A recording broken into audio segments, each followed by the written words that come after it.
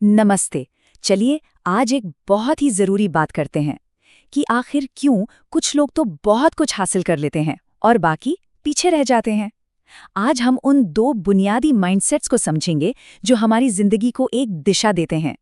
तो चलिए बिना ज्यादा भूमिका बनाए सीधे मुद्दे पर आते हैं और शुरुआत करते हैं एक बहुत ही गहरे, बहुत ही बुनियादी सवाल से। कभी ख्याल आया है कि कुछ ही लोग क्यों इतने एक्स्ट्रॉर्डिनरी होते हैं, इतने फियरलेस, या कहें कि सफलता के लिए एकदम पागल होते हैं, जबकि ज्यादातर लोग नहीं? मतलब ऐसा क्यों है? हर कोई ऐसा क्यों नहीं हो सकता? बस यही सवाल है जो हमारी आज की इस पूरी बातचीत का सेंटर पॉइंट है। तो इस सवाल का जवाब पता है कहाँ छुपा है?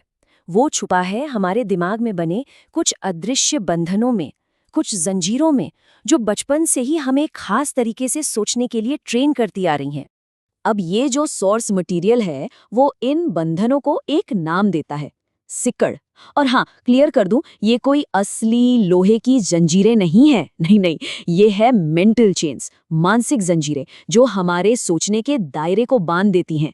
ये वो लिमिटिंग बिलीफ्स हैं, वो रुकावटें हैं जो बचपन से हमारे दिमाग में डाली गई हैं।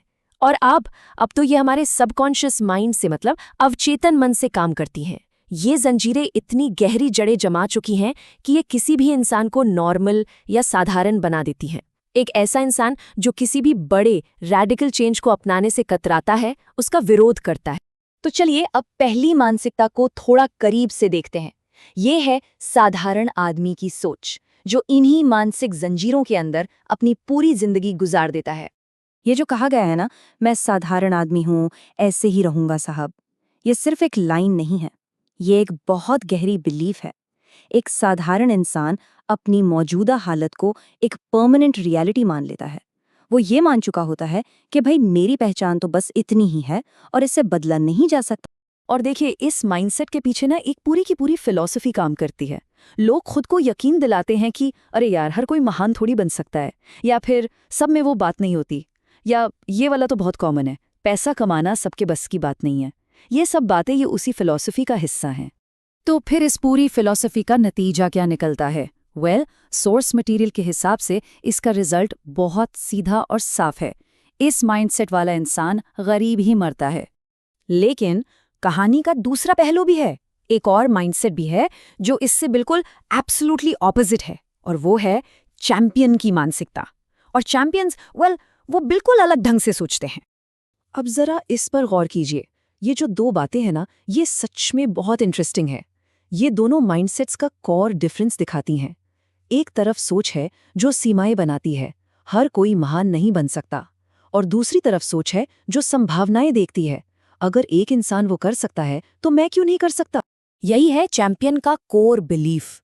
ये एक बहुत पावरफुल फीलिंग है कि अगर दुनिया में किसी एक आदमी को कोई चीज मिल गई है तो भैया वो मुझे भी मिलनी चाहिए। और ये कोई घमंड नहीं है, नहीं, ये तो पॉसिबिलिटी पर, संभावना पर आधारित एक गहरा विश्वास है। और इस सोच के पीछे का लॉजिक देखिए, कितना सिंपल पर कितना गहरा है। वो बस इतना कहते हैं, मैं भी तो आदमी हूं, मतलब अगर किसी और इंसान ने कुछ हासिल कर लिया तो मेरे लिए भी वो पॉसिबल है, क्योंकि आखिर हम दोनों इंसान ही तो हैं। तो इन दो बिल्कुल अलग अलग रास्तों को देखने के बाद अब सवाल खुद से पूछने का आता है कि हमारी अपनी सोच, हमारी अपनी मानसिकता कौन सी है। तो आखिर में सबसे बड़ा सवाल यही बचता है, इन दो रास्तों को समझने के बाद किसी की जिंदगी को कौन सा माइंडसेट चला रहा है? क्या वो साधारण आदमी वाली फिलॉसफी है जो सिर्फ सीमाओं में बांध कर रखती है, या फिर वो चैंपियन वाला विश्वास है जो हर संभावना का दरवाजा खोल देता है? ये एक ऐसा सवाल है जो हम सबको खुद से पूछना चाहिए।